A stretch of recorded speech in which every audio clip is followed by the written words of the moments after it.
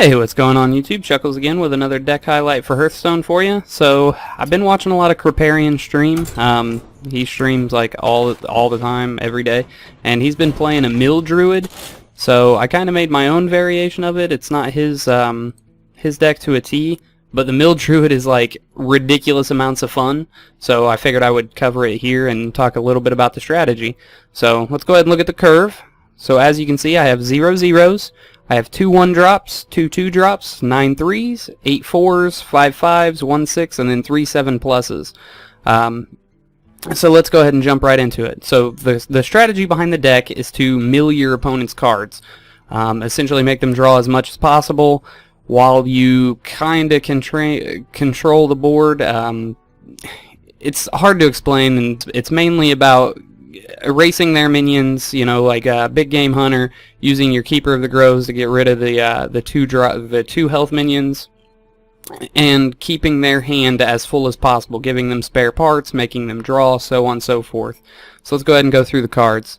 So starting off the 1-drops, I have 2 Naturalizes. Destroy a minion, your opponent draws 2 cards. Excellent in the late game, decent in early game. You can use it to destroy like Molten Giants if you're going up against Handlock. Anything basically that you're not going to be able to kill otherwise, you use Naturalize on. Just a bonus that they draw 2 cards. Wrath helps really early game. Don't be afraid to use it turn 2, turn 3, even turn 4. So early game, you're going to take out their 2-drop, the ones that have like 3 health or 2 health, you're going to use the Wrath to get rid of those. If not, if they only have 1 health minion on the board, you can use it to draw a card for you and then hopefully start milling again. Next, starting the 3-drops, we have 2 Healing Touches, restore 8 health. So essentially you're going to use this because you have to take a lot of face damage. You're not going to have a lot of minions on the board. You're going to use your hero power for a lot of finishing off maneuvers, so you're going to have to heal back up. You have to push this deck like as long as it can possibly go and make the game last as long as possible, so heals are essential. I run 1 Big Game Hunter, the BGH. It's great for, again, handlocks with the giants. It's good for Giant Mage, which isn't a huge deal, but still a deal. Good for Ragnaros, Dr. Boom. That's what I use it on, like 90% of the time is Dr. Boom. Next, in the 3-drops, we go with 2 Cold Light Oracles. Each player draws 2 cards. Again, the concept is to make them draw as much as possible. Next, in the 3-drops, we have 2 Dancing Swords. Death Rattle, your opponent draws a card. Excellent in early game. If you can play one of these on turn 3, you're on fire, essentially. It's hard to deal with a 4/4 minion, let alone one that also makes them draw a card. Kripparrian doesn't run this in his deck, but I don't know why not. It's wonderful. It's a little slow, but it's wonderful. Excuse me. Next 3-drop, and lastly, we use 2 Grove Tenders. It's a GVG Druid-only card. Choose one, give each player Mana Crystal, or obviously the one we play it for. Each player draws a card. 2/4 minion. Excellent. Poison Seeds. So Poison Seeds, I use Poison Seeds to clear the board. You can combo it with Starfall, and I'll talk about that here in a second, but it's mainly for zoo decks. Zoo decks are very, very aggressive, and they fill up their side of the board quickly.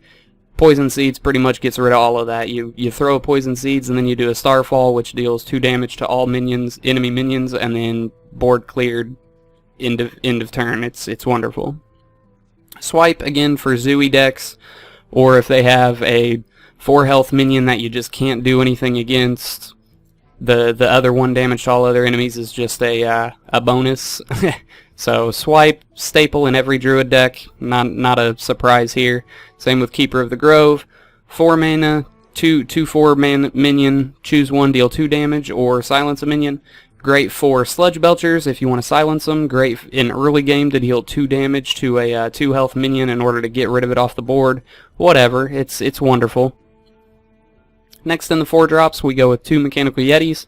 So when it comes to Ramp Druid, you always throw in like the Yetis or the Chillwind Yetis, the other one, the non-GVG one, but this one's a mech, and it comes with give each player a spare part, which adds more cards to your opponent's hand, so it fits quite nicely in here. There's the Starfalls I was talking about, starting off the 5-drops, deal 5 damage to 1 minion, which is great for like Lotheb, Sylvanas, whatever.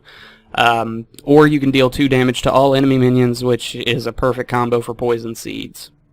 Next, 2 anti-kill bots in the 5 drops, 3/3 creature, it's also a mech, battle cry, restore 8 health to your hero. Again, you take a lot of face damage, like your health is constantly moving with this deck, so it's wonderful to have a big heal like that with a creature on the side. Lotheb, obviously, because on turn 5, turn 6, and sometimes even turn 7, they're going to have like 8, 9, and sometimes even 10 cards in their hand. You drop the Lotheb so they can't play any spells, so you have to hope that they have like big creatures and they can only play 1 card and keep the rest in their hand. So that's kind of what I use it for. Sylvanas, arguably the best 6-drop in the game. It's hard to make any deck without a Sylvanas Windrunner. Death Rattle, take control of a random enemy minion.